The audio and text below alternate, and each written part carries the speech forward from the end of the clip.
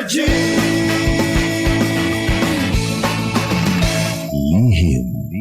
ng liham. Ang pinakamakulit na girlfriend mo sa balat ng radyo. Isang magandang morning sa inyong lahat! Ako pa rin po nag-iisang girlfriend mo sa radio. My name is Lindsay.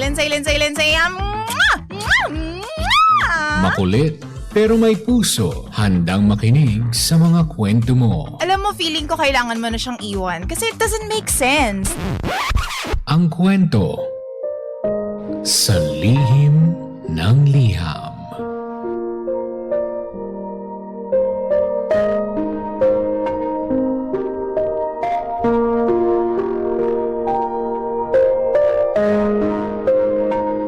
Mahal kong Lindsay. Itago niyo na lamang po ako sa pangalang Madel. 30 years old na po ako at kailan lamang po ako nakabalik sa trabaho dahil nanganak po ako sa aking unang baby. Nung mga nakaraang buwan, halos bahay, baby, at recovery lamang po ang routine ko. Iba pa rin po ang pakiramdam ng aking katawan. Mabilis pa rin po akong mapagod. At honestly, may mga araw na hindi ko man lang napapansin na buong araw na pala akong nakapambahay.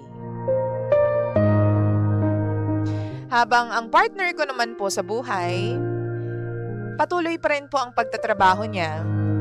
Normal po ang lahat para sa kanya. Habang ako po ay naka-maternity leave. Parehong kumpanya lamang po kami although magkaiba po ng departamento. May mga co-workers po siya na kakilala ko rin. Wala naman po akong naging problema sa mga babaeng kaibigan niya at sa ibang mga kaibigan niya pa dati. Ang sabi ko, magtitiwala lang ako sa kanya ng buong buo. Kasi ayoko pong maging type ng girlfriend na kailangan pinagre-reportan ng mga galaw ng kanyang boyfriend. Hindi po ako ganun. Pero isang gabi, hiniram ko po yung cellphone ng boyfriend ko para mag-check ng delivery. Habang ginagamit ko po, napansin ko yung notification sa social media. May ilang female co-workers siyang nire-reactan ng heart sa pictures.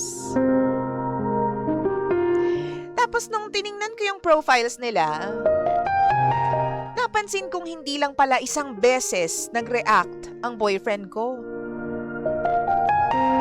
May mga old posts pa na mula sa past na nireactan din ng boyfriend ko.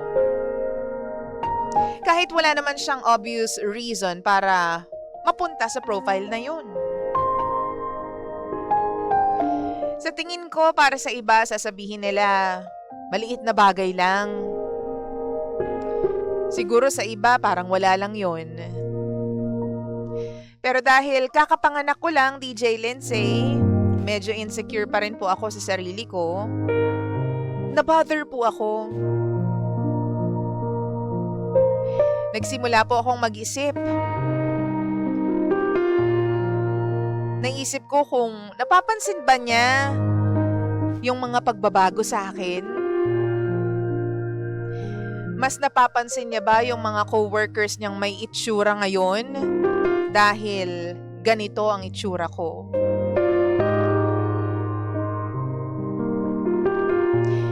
Isang beses tinanong ko siya. Nagtanong lang ako ng normal.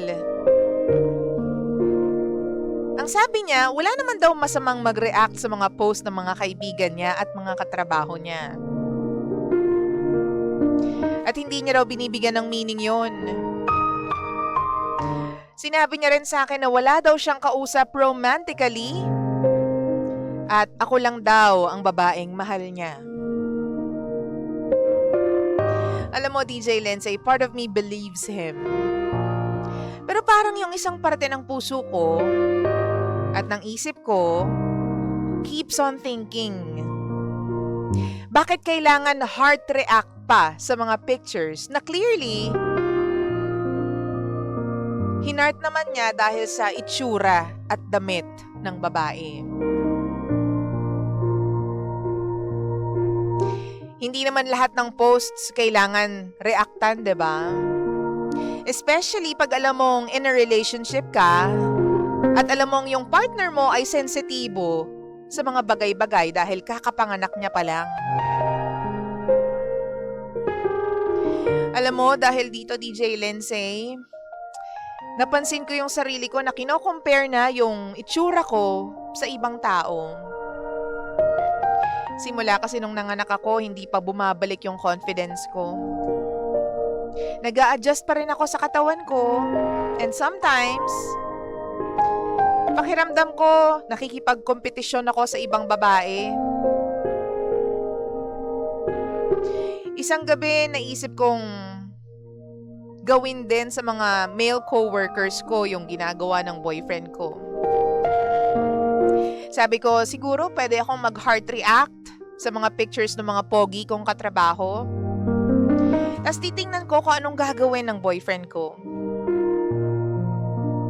Pero habang iniisip ko yun, na-realize ko na parang hindi naman yun yung solusyon. Ayoko naman nasaktan namin yung isa't isa just because insecure ako. Ang gusto ko lang naman ay maintindihan niya na nababother ako. Hindi ako mapakali. At hinihiling ko lang naman sana magkaroon siya ng konsiderasyon.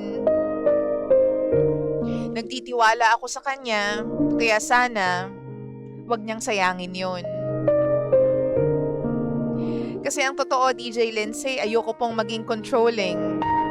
At ayokong isipin na niloloko niya ako. Kahit na sa tingin ko, na-attract na siya sa ibang babae. So ngayon, magtatanong po ako, overacting lang po ba ako?